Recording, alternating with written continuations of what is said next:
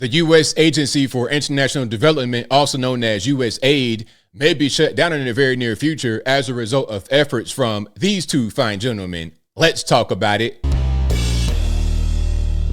How's everybody doing? My name is Anthony Brian Logan, and today we got to talk about USAID possibly shutting down in the very near future. Now, there's a lot we got to say. First of all, what is USAID? Why is Elon Musk involved? Who does this help? Who does it hurt? There's a lot going on. First things first, as I said from the beginning, this is the U.S. Agency for International Development. What they do, they handle foreign aid. Now, not all foreign aid. You're talking about Ukraine, Israel, Taiwan. That's not really going to be affected by this, if I'm not mistaken, because you're talking about congressional bills. It'd be a 5,000-page bill for the debt ceiling. And in the 0 hour, they'll say, hey, all right, let's pass this bill and give $80 million quadrillion to Ukraine, Israel, Taiwan. Okay, that's something different than this. And this, they give out money for the most ridiculous reasons to the most random countries. Okay, we're going to give $5.8 million to Pakistan for gender reassignment surgery for squirrels and other creepy crawlies, other rodents, beavers and everything else. Like, I'm making stuff up, but once you see and hear what they spent money on, it'll blow your mind. And you're going to see why we should probably shut it down. Now, before I get to the video, I want to add one last piece. If you were trying to get into the headquarters of USAID, you were locked out on today, which is Monday, February 3rd, 2025. So the shutdown could be happening sooner rather than later. But let's get into this right here. This is our brand new White House press secretary, breath of fresh air, Caroline Leavitt. She's going to talk about some of the things that they spend money on over at USAID. Check it out. And here's the reason why Elon Musk and others have been taking a look. Because if you look at the waste and abuse that has run through USAID over the past several years, these are some of the insane priorities that organization has been spending money on. $1.5 million to advance DEI in Serbia's workplaces, $70,000 for a production of a DEI musical in Ireland, $47,000 for a transgender opera in Colombia, $32,000 for a transgender comic book in Peru. I don't know about you, but as an American taxpayer, I don't want my dollars going towards this crap, and I know the American people don't either, and that's exactly what Elon Musk has been tasked by President Trump to do, to get the fraud, waste, and abuse out of our federal government. Now, I'm going to pause right here. Some are going to say, look, this is what we were talking about. Elon's the real president. Trump's not the real president. Well, Elon has a brilliant mind, right? He has a brilliant mind. So it was like, okay, a guy like that, why would you not want him in government? Why would you not want him on your side? If he's volunteering to help, whether he's getting paid or not, he's volunteering his time, he's volunteering his energy, he's volunteering his know-how. You should want him to be on board, or at least give him an ear, listen to what he got to say. Why not? You have Elon Musk right there. You saw what he did with Twitter, now known as X. You cut 90% of the staff, but it's better than ever. Now, this is Robbie Starbuck right here. Check it out. So, look, here's 3 big expenses from USAID. $520 million was spent on ESG consultants. Now, if you don't know what ESG, that's environmental social governance. Environment and social governance. Basically, it's tree huggers. Okay, Green New Deal. Think about it like that. So consultants, you getting $520 million. I wonder how many consultants got that money. Like, how much do they get paid annually? How many homes in McLean and Alexandria and Annandale and even up Maryland, Silver Spring? How many homes are purchased out there with this ESG money, huh? $1.2 billion given to undisclosed recipients. Who are these people that we just gave $1 billion to? $1.2 billion. We don't know where the money went.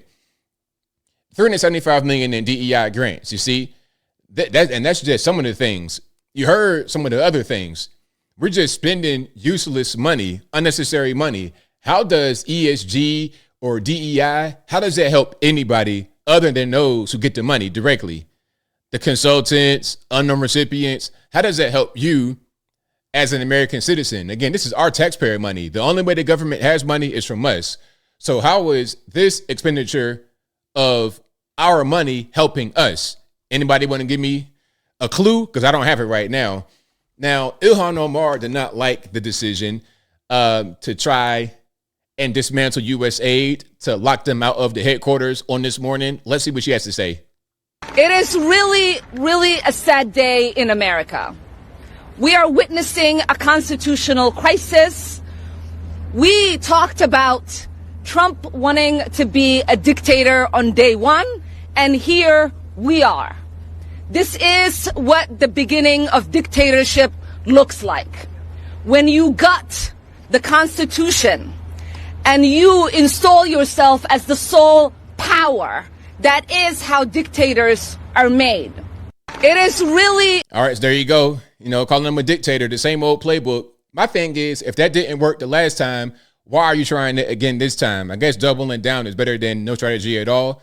Anyway, so this young lady right here is a TikToker, an activist from Uganda, talking about USAID and how it's not a good thing. Okay, let's watch. We have depended on USAID for over 60 years, and the moment the owners of the money say, let's take a 90-day pause that I audit where my money is going, suddenly the whole country goes into a frenzy. And this should be a moment of reflection for Uganda and the African continent in general. We have been asking for a very long time to be liberated from colonialism, neo-colonialism, and now that the opportunity presents itself, for some reason, we are complaining. Because let's get something straight. Often the money given to us in foreign aid is lost to corruption, misuse, depleted and overrated salaries to particular individuals, or sometimes we lose billions of money that are unaccounted for. So this is what I was talking about. Same thing over here. You have all this money spent on these consultants and this and that and the third. Who does that benefit other than those who get the money in their pocket? How does it benefit the people around? If we're going to spend taxpayer money, I don't want my money going to just benefit one person. Okay, we're going to send money to Uganda for aid. How is it going to help the people of Uganda rather than just one guy in the office living lavish in Entebbe or Kampala somewhere? So it only makes sense that the donor is asking for an edit, and if that means pausing the amount of money coming in, they should. And I do understand the implications of this pause because so many heavily funded healthcare projects run on USAID. But that should be a moment of reflection. This is just a 90-day pause. What would happen if the United States just said, we're not giving you money anymore? How about this? What if the United States was not able to give the money anymore? If, God forbid, the United States collapsed like Soviet Union did back in the day, then what are you going to do? What are you going to do? More. And within their rights, they can't do that because it is their money. It's high time Uganda and the African continent got themselves together and actually started looking for systems that are sustainable and not always depend on foreign aid, because we are struggling with debt. On top of that, we have constant aid, which doesn't necessarily help us to have a more independent system. Instead of writing paragraphs of why this is a bad move, we should essentially realize that, we are actually in a bad situation and we cannot always depend on aid because it can go any day. African nations should wake up. Uganda should wake up because this is not even funny. There we go. So shout out to her and keeping it all the way real. All the way real. All right. And I think her name is Janice and Kaja with 2 J's. And if I said that wrong, please forgive me. Now let's get to a news clip here. This clip says USAID will become part of the State Department. This is on CBS News from today. Check it out. All right, we want to bring you some breaking news on the future of the U.S. Agency for International Development. A reminder for our viewers, this morning, staffers were told not to come into work today at the agency's D.C. headquarters. USAID dispenses billions of dollars every year across the world to tackle poverty, diseases, and respond to natural disasters. Let's bring in CBS News senior White House reporter Jennifer Jacobs with the very latest on all of this. What more can you tell us? Hi there. So my sources are telling me this morning that USAID will be merged into the State Department. It will still exist as an international aid entity, but it will be folded into the State Department. It sounds like the situation is still fluid, but the discussions today are that there would be a significant reduction in the workforce. And it also sounds like they're discussing cutting funding for this humanitarian aid organization. Let's pause for a second. So they're going to cut the funding for the organization and they're going to cut the workforce here in the U.S. Now, this is what I wanted, really. Speaking about not necessarily USAID as an agency, I'm talking about the government, period. It has become way, way, way too big. We spend way, way, way too much money. Northern Virginia, look, I'm from Virginia. I remember as a child watching the news. Yes, I was a little boy watching the news, looking at the election results, and I saw that we were a red state. And for a long time when I was a kid, we were a red state. As I got older, we became a little bit more purple. Right around Obama time, it was kind of like looking like a blue state. And now it's pretty much solidly blue. Why? Because of DC. The DC metro area, that's all Northern Virginia, Fairfax, Loudoun, all that good stuff.